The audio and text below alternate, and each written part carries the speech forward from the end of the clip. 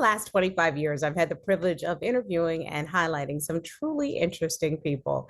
Everyone who is anyone, both the famous and the infamous, from presidents and their first ladies to kings and queens, movie stars and pop stars, captains of industry, heads of state, sports personalities, innovative entrepreneurs, and some pretty fascinating everyday people.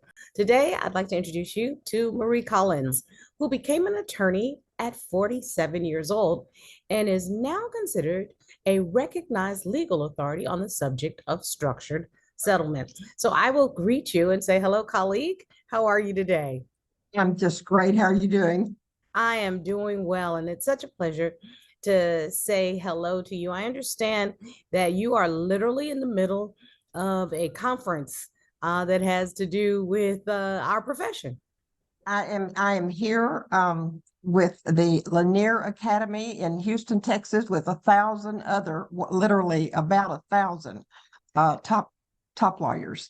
And Mark Lanier is giving us a wonderful lecture. That all the proceeds for this convention, which are substantial, are going to a foundation, the Guatemala Sana, which is trying to help raise the poverty level in Guatemala, which will help them and us. Yes, So ma'am. I'm really excited about this.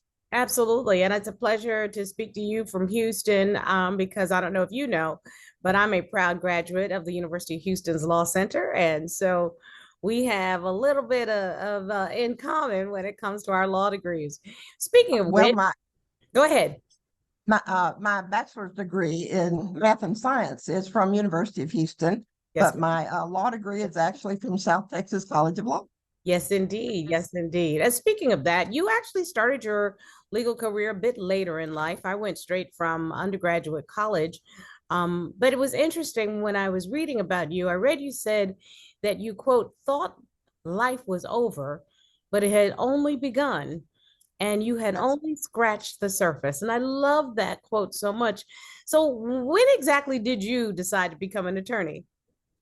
Well, it was after I'd been a teacher for 20 years, and then I was a financial consultant, and some things were coming across my desk, and I had always gone to school in the summer to keep myself on the other side of the desk, to communicate with my kids. But anyway, I went down to the law school and I said, look, I want to know about this subject called structured settlements. I have nearly a doctor's degree in mathematics. I don't want to become one of those sleazy lawyers. I just want to take a course. They said, can't do that. You have to get into law school. I said, okay, how do you do that? So I took the LSAT. I got into law school. I was there a year and a half before I found anyone who knew anything about the legal parts of structured settlements. Hmm. And I finally did. It was Howard Nations, and he's been my mentor. And he and I wrote a book and then lectured all over the country and Canada and Mexico, and teaching plaintiffs' attorneys how to do it properly. Okay, so that's what we did. And halfway into that, I had to take a course from him called trial advocacy. Yes. And I saw that it was just learning the case, which was my course, and teaching it to the jury, which was my class. And so this is me. So I did that. So the first part of my life, I was helping young people. And then the last part, since then, I have been helping older people and wrongly injured people. And that's what I do. Absolutely. And I mean, I appreciate you breaking down that latter part of your career, but I want to jump back for just a minute to the early part of your career because I understand you did have a 20-year career as an educator prior to being involved in the law. So tell me a little bit about that period of time in your life. Wonderful period of my life. And I didn't leave it there really. I have about 6,000 former students, and many of them I am in contact with or in contact with me. I just recently went to one of their 50-year reunions, can you believe? But many of them went on to be doctors, and so I taught mathematics.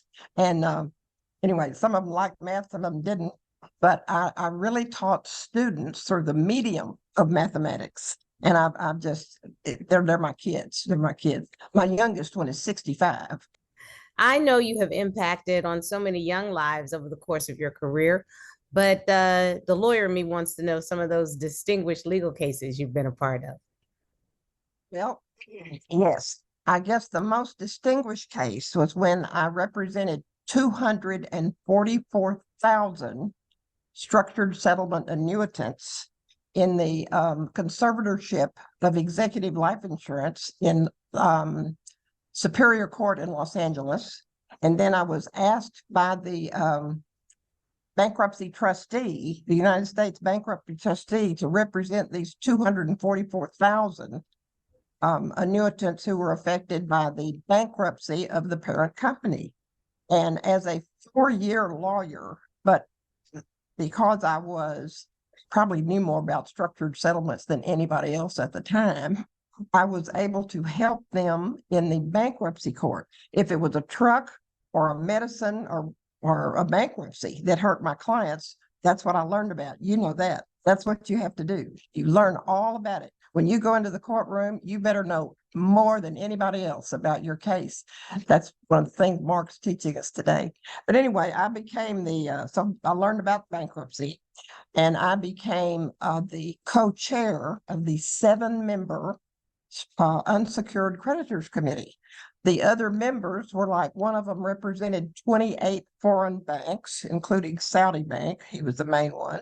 And then there was Deutsche Bank and Prudential Pension Fund, literally all the major financial institutions in the world are in there. So I'm number 7 on there.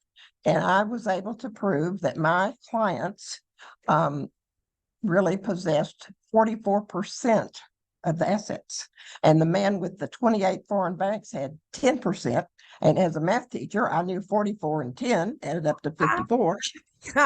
So, yeah. So I was instrumental in writing the reorganization plan for that company.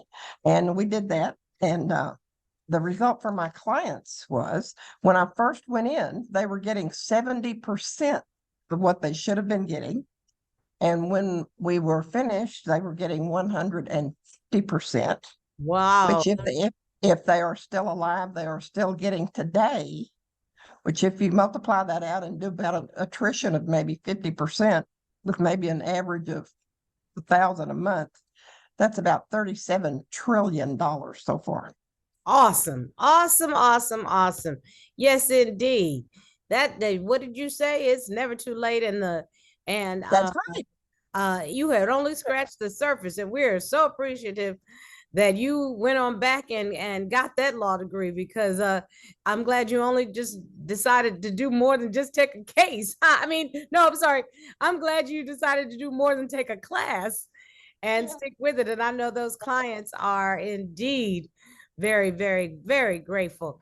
Well, go right I'm ahead. sorry. No, you go right ahead. I didn't really know that they were still getting all that until several years later. I was audited by the government. And the lady who was the auditor, she really kept digging and digging. And I thought, she either wants to know how I did this, or she, what. Turned out her mother was one of those annuitants. And she always wondered how she went from getting 70% to getting 150%. So that was very rewarding. And she had the expert right there in front of her. Yeah. So Marie, I'm just curious. How do you give back to others outside of the law and education? Well, that's my life, really. When I had been a lawyer after this case, and I had become very successful, I was really missing the kids, So I was working with this fellow who had a daughter that was 18 years old. No, 14. She was 14. And he kept talking about fast pitch softball. I said, well, when I taught, they didn't have that for girls. He said, well, you just ought to come out and see a game. If the man had introduced me to cocaine, it would not have been nearly as exciting, but a lot less expensive. But I loved it. I started sponsoring a team, and every one of an 18 and under team, and every one of them who stuck with me until they graduated got a scholarship to go to college. And so then, okay, and in the meantime, I've been, at UTSA, they were, University of Texas at San Antonio, they were just getting their, softball program started, and some of my girls were going there. Well, my girls had been used to hitting 200 balls a night or throwing 200 balls a night, and they didn't have a facility like that. So I donated the Marie E. Collins practice facility, which is a building on their campus bearing my name. So that's one thing I did. And I was on the board of directors for Houston Cancer Research for 12 years. And I was on the development board for UTSA, trying to take it from a new college to a what they wanted to call a class 1 college, and they've done it. They didn't even have football when I was doing this. So that's what I'm doing. And I'm doing some things now. I am trying to help a company that's bringing together about 65 companies, international companies, and their credo is they want to improve the quality of life everywhere they make a footprint. Okay. And their credo is doing it through the 9 keys to life. And what we provide is wherever they are, they provide, first of all, jobs, and then second, like food and water, housing and infrastructure. And these are all state-of-the-art companies. They're just unbelievable. What the food and water, the water part. One of the companies has a 280-foot tower that brings in water that will provide water for a village in Kenya. And then we have a guy that has, and I'm helping all these people. We have a guy he's got 4 orphanages with schools in Kenya. And he has recently, he's just done the greatest thing. As a lawyer, you'll appreciate. There had been a kind of a tradition that the fathers would sell the young daughters. And he has gotten, number 1, a law, number 2, a court that lets these children come to court if their parents do that now. So they've got a law against it, although it was traditional. So it's a fabulous thing. It's a wonderful program, and being able to give these young women some independence and to teach them that the system of justice can be of assistance for them is a wonderful, wonderful thing. So I'm excited about that project. What a great project. What a great project. Speaking of projects, I read that you were involved in something called the Statue of Responsibility. Tell me about that. I am. This is a keychain that shows it, but let me tell you about that. Gary Lee Price is the sculptor. And actually right now in Dallas, he has a exhibit going on at the Dallas Arboretum. That's it's 8 bronze park benches with people like Benjamin Franklin sitting on one, Harriet Tubman is sitting on one, Amelia Earhart is sitting on. These are all bronze statues. I recently took my legally blind cousin there, and she could tactually, appreciate these where she couldn't really see them. But anyway, what this is about is that Viktor Frankl, who was a psychiatrist from, I believe, Switzerland, and he was a survivor of Auschwitz. And when he got out, he wanted to communicate to America that where you have liberty, you must have responsibility. And his widow commissioned Gary Lee Price to bring to life a statue of responsibility. Well, what's going on now, and one of the things I hope I will be able to live long enough to see this happen. We are working on establishing the Statue of Responsibility in San Diego, and it will be the size of, in fact, 45 feet taller than the Statue of Liberty. And it will stand as a bookend to the Statue of Liberty across our nation. Isn't that exciting? Extremely exciting. Absolutely. Yeah. Absolutely. That is fantastic. I mean, talk about putting your money where your mouth is and your time and your energy. That's exactly what you want to do. Speaking of which, as if you have not done enough, I read you said you plan to write a book titled, of course, this is very much your life. It's never too late. Tell me about those plans. Well, in fact, I'm writing that book. I'm working on that. I finally decided I'm 83. Well, almost 83. If not now, when? Right. So I really want to communicate to people that, it's never too late. I mean, look at me. Look at what all I've done since 43. So, if you want to do it, and as Tony Robbins taught me this, if you say you can't, that means you must. So get after it. And what a wonderful thing to say. I love that. That makes complete sense. Speaking of which, since you brought it up, what are your plans for the future, Marie?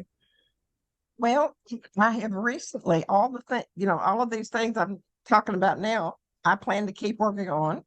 And I have recently been named the brand ambassador for Hydroponics Nepal. And my goal there is to influence at least 1,000 women in Nepal to become what we call aquapreneurs, and they will be raising their own gardens to feed their families and have a nutritious, sustainable food supply in case things like happen like earthquakes and wars and stuff like that. And then if they have some extra, they can sell it to their neighbors and be little entrepreneurs. And when they first asked me to do this, I looked up the language in Nepal, and I said, Nepali is a Sanskrit language. I said, I don't mind learning new languages, but I don't think I'm going to live long enough to learn a Sanskrit language. No, don't worry about that. We're going to lip sync you into 25 languages. Wow. So eventually this will be global. And actually in 5 years, we hope to have maybe 10,000 people doing this, changing our world. We're really out to change the world for the better. It is never too late, to quote you. Absolutely. Marie, thank you so much. Before we go, what's the one thing you'd like the viewer of this video feature to walk away with today? Well, of course, it's never too late. I got that. Yeah, but I always have something I wanted to tell you. It's never too late, and life is more rewarding, the most rewarding, when you give. If you have nothing else to give, you can give a smile to somebody who doesn't have one. Well, that is a word for the wise. I can certainly tell you this. I have always believed that service to others is the rent we pay for being here on this earth. And so giving back and making the world a better place than if you had not been here is really the credo that I like to live by. And you are doing it every single day. My colleague, thank you so much for the conversation today. And I certainly wish you the very best with this second phase of life. Lord knows you are the kind of person that could have a third, because you are not giving up, because as you would say, it's never too late. Thank you, Star. Thank you so much. You're very welcome.